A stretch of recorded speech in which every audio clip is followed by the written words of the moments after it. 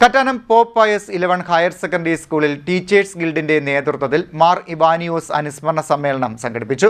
Management പ്രതിനിധി father Sylvester Thekkedath ഉദ്ഘാടനം നിർവഹിച്ചു. Kattanam pope Pius 11 higher secondary സ്കൂളിൽ ടീച്ചേഴ്സ് ഗിൽഡിന്റെ നേതൃത്വത്തിൽ ആർച്ച് ബിഷപ്പ് മാർ ഇവാനിയോസ് ഓർമ്മ പെരുന്നാളിന് തുടക്കമായി.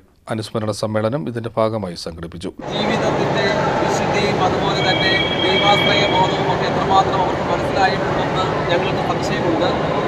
അതായത് സീറോ മലബാറിലെ പ്രത്യേകിച്ച് CMI കോൺഗ്രിഗേഷനുള്ള 2 അച്ഛന്മാരാണ് ഇത് തയ്യാറാക്കിയത്. അച്ഛന്മാരാണ് പറഞ്ഞത് മാർ ഇവാനിയോസ് പിതാവിനെ പറ്റി പൂർണ്ണമായിട്ട് മലങ്കരക്കാർക്ക് മനസ്സിലായിട്ടുണ്ടോ എന്ന് സംശയമുണ്ട്.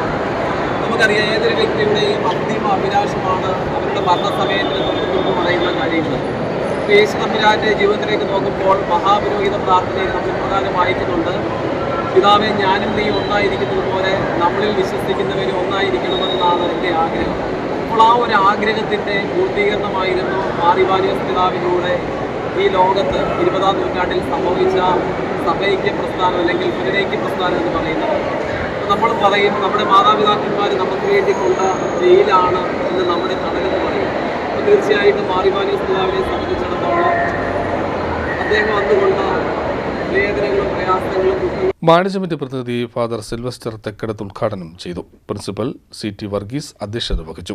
അധ്യാപകരായ Shirley Thomas, Mary Bini, Juthi Mariyam Braham, Grace Philip, Annie Mathew, Biji Samuel, Sony Jacob, Shiny P Daniel, Rajani B John, Deepthi Ann Joseph, Shiny M Ninan, Georgy Varghese എന്നിവർ സംസാരിച്ചു.